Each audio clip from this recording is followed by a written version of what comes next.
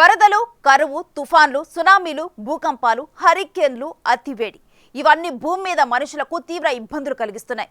చెప్పాలంటే మనిషి మనుగడను సవాల్ చేస్తున్నాయి. అయితే ప్రకృతిలో ఎప్పుడూ చర్యకు ప్రతిచర్య ఉండి తీరుతుంది. అందుకనే పర్యావరణానికి హాని కలిగించకపోతే 4 కాలాల పాటు భూగోళం బాగుంటుంది. పంచభూతాలకు ఇబ్బంది లేకుండా మనిషి చర్యలు ఉండాలనేది ప్రపంచవ్యాప్తంగా వస్తున్న పర్యావరణ సమస్యలు చెబుతున్న పాఠం. మరి సవాల్ విసురుతున్న ప్రకృతి వైపరీత్యాలను ముందుగానే గుర్తించవచ్చా? జరిగే నష్టాన్ని కంట్రోల్ చేయవచ్చా?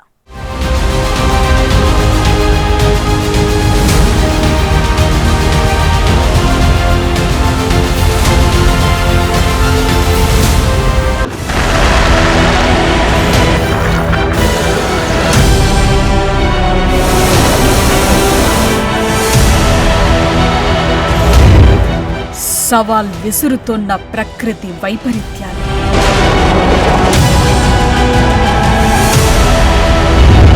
చెల్లా చెదురవుతోన్న జన జీవితాలు.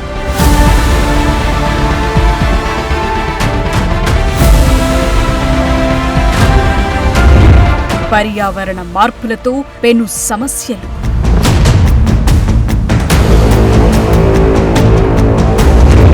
మరి వైపరీత్యాల కట్టడికి మార్గమేది?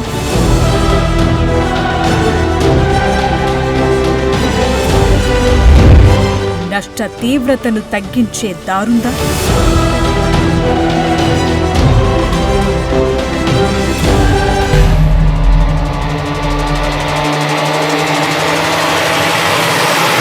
అవును, ప్రకృతి వైపరీత్యాల తీవ్రతను తగ్గించే మార్గాలు జనం ముందే ఉన్నాయి. అయితే వాటిని పాటించి ఆచరించేవారే కావాలి. అందుకు దూరదృష్టి ఉండాలి, చిత్తశుద్ధి ఉండాలి. నిజానికి ఈ భూగోళం మీద రోజు ఎక్కడో చోట కరువు, వరదలు, అతివృష్టి, అనావృష్టి, గ్లోబల్ వార్మింగ్ తో ఉష్ణోగ్రతలు పెరగటం, భూకంపాలు, సునామీలు వంటివి కామన్ అవుతున్నాయి. వరదలతో జనజీవనమంతా చెల్లా చెదురవుతోంది. చెట్టుకొకరు పుట్టకొకరు అన్నట్లుగా పరిస్థితి మారుతోంది. రాను రాను బతకటమే సవాలన్నట్లుగా సీన్ మారుతోంది. తాజాగా తెలుగు రాష్ట్రాల్లో జరిగిన విధ్వంసమే ఇందుకు నిదర్శనం.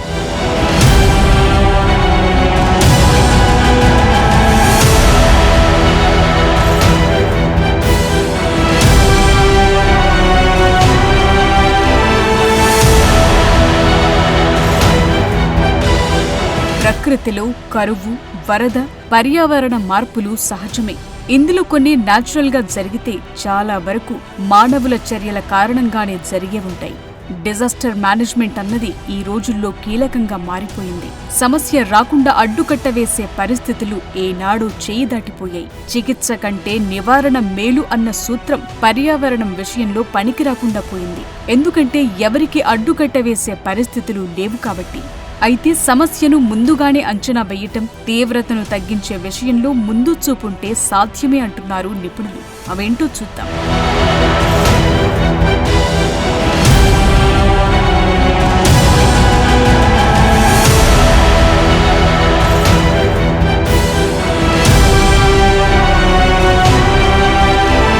ప్రకృతి వైపరీత్యాలు విరుచుకుపడటానికి 4 ప్రధాన కారణాలుగా చెప్తున్నారు డిజాస్టర్ మేనేజ్మెంట్ నిపుణులు.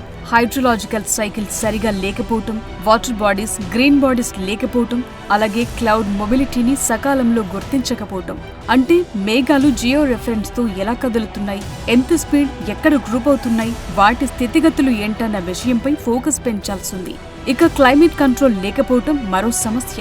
గాలి వేగం, గాలిలో ఉష్ణోగ్రతలు, గ్లోబల్ వార్మింగ్ ను అంచనా వేయటం ఇవన్నీ కీలకంగా ఉన్నాయి. మరోవైపు ట్రాపికల్ టెరైన్ కండిషన్స్ బేరీజు వేయటం, అంటే నేల స్వభావం, గ్రౌండ్ స్లోప్ అంచనా వేయటం, వరద నిలిచే ప్రాంతాల్లో నీళ్లు ఇంకేలా సిస్టమ్ తీసుకురావటం ఇవన్నీ డిజాస్టర్ మేనేజ్మెంట్ లో ముఖ్యమే. క్లౌడ్ యొక్క మొబిలిటీని, క్లౌడ్ యొక్క డెన్సిటీని, క్లౌడ్ యొక్క ఓరియంటేషన్ని మనం ట్రాక్ చేయకపోవడం అనేది ఈ రోజున మీకు కంప్యూటర్ విజన్ టెక్నాలజీస్ ద్వారా, ఒక AI ట్రైన్ డేటా సెట్స్ ద్వారా ఈ యొక్క క్లౌడ్ యొక్క ఓరియంటేషన్స్ ఎలా వెళ్తున్నాయి, ఎక్కడ అవి స్టాగ్నేట్ అవుతున్నాయి, ఎక్కడ అగ్లామరేట్ అవుతున్నాయి, ఎక్కడ డిస్పర్స్ అవుతున్నాయి మనం ట్రాక్ చేయవచ్చు. అది మొట్టమొదటి అంశం. రెండో అంశము ఈ యొక్క హైడ్రాలజిక్ సైకిల్.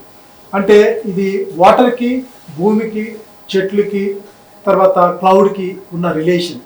ఇది కనుక మనము ప్రాపర్గా జనరేట్ చేసినప్పుడు, అంటే ఒక అర్బన్ ఏరియాలో 33% గ్రీన్ బాడీ, 25% బిల్టప్ ఏరియా పెట్టుకొని గ్రీన్ బాడీతో పాటు కొన్ని వాటర్ ట్యాంక్స్ పెట్టుకుంటే ఆ ఏరియాలో జరిగే ఈ యొక్క క్లౌడ్కి సంబంధించిన ఎఫ్రిటీని మనం క్రియేట్ చేస్తాము.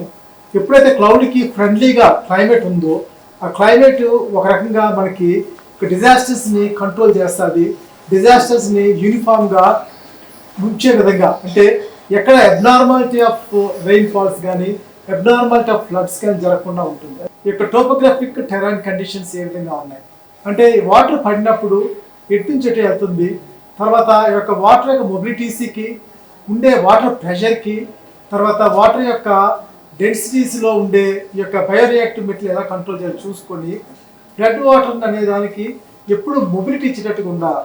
ప్రస్తుతం ప్రపంచంలో ఏర్పడుతున్న హీట్ వేవ్లైనా, వరదలైనా మానవ ప్రేరేపిత వాతావరణ మార్పుల వల్ల చోటు చేసుకుంటున్నవి అని పర్యావరణవేత్తలు ఎప్పటి నుంచో చెప్తున్నవే. తుఫాన్లు, సుడిగాలులు, వాతావరణ మార్పులు వీటిపై ప్రభావం చూపిస్తున్నట్లు చాలా ఆధారాలున్నాయి. ప్రపంచ వ్యాప్తంగా పెరుగుతున్న గ్లోబల్ వార్మింగ్ తో పాటు తీవ్రమైన తుఫాన్లు, ఆ టైంలో సగటున వీచే గాలుల వేగం, ఉష్ణ ప్రాంతాల్లో ఏర్పడే తీవ్రమైన తుఫాన్ల సమయంలో గాలుల స్థాయి మరింత పెరగటం ఇవన్నీ సమస్యలే. అయితే సమస్య రావటం ఒకెత్తైతే వాటిని సమర్థవంతంగా మేనేజ్మెంట్ చేయటం మరో ఎత్తు. ఇప్పుడు ఆ డిజాస్టర్ మేనేజ్మెంట్ పై అందరూ అవగాహనతో ఉండాలంటున్నారు. ఈ యొక్క ఇన్ఫ్రాస్ట్రక్చర్ అనేది మనము ప్రాపర్గా ప్లాన్ చేసుకోవాలి.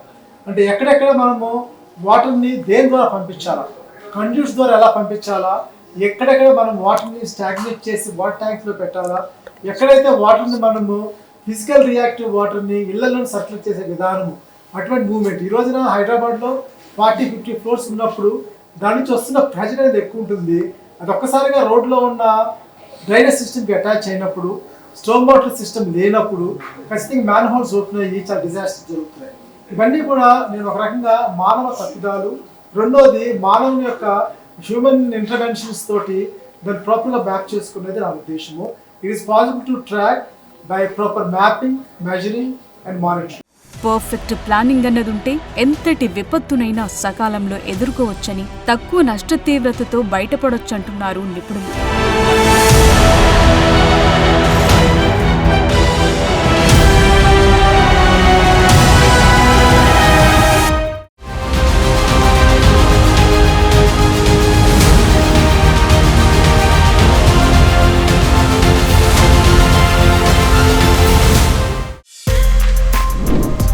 For more videos like this, subscribe Big TV channel.